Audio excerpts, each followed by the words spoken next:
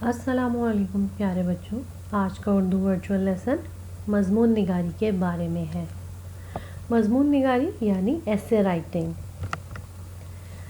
حاصل سبق ہمارا ہوگا مضمون تحریر کر سکیں گے، مضمون میں معیاری ذخیرہ الفاظ استعمال کرتے ہوئے اپنے خیالات اور احساسات کا اظہار کریں گے۔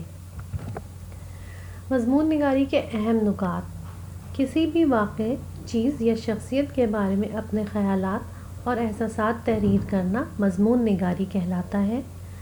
آپ جس موضوع پر لکھ رہے ہوں اس کے بارے میں آپ کو معلومات ہوں، آپ کے خیالات واضح ہوں اور ان کی ترتیب درست ہو۔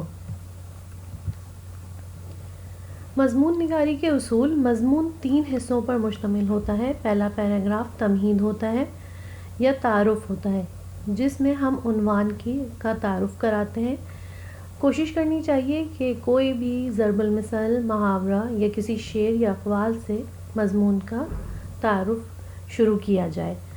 پھر 2-3 سطر کے بعد دوسرا پیراگراف، جس میں مواد، اہم معلومات، اہم باتیں اور خیالات تحریر کیے جاتے ہیں۔ اس کو نفس مضمون بھی کہا جاتا ہے۔ اس میں ہم اپنی ساری معلومات، اہم باتیں اور خیالات کا اظہار کرتے ہوئے مضمون کی طرف جاتے ہیں۔ آخری پیراگراف، تیسرا پیراگراف اختتام ہوتا ہے، جو کہ کوئی خاص بات یا کوئی قول یا رائے سے ختم کیا جاتا ہے۔ اس میں ہمیں خیال رکھنا چاہیے کہ ربط تسلسل درست رہے اور کم از کم الفاظ جو ہیں مضمون نگاری میں 150 ہونے چاہیے۔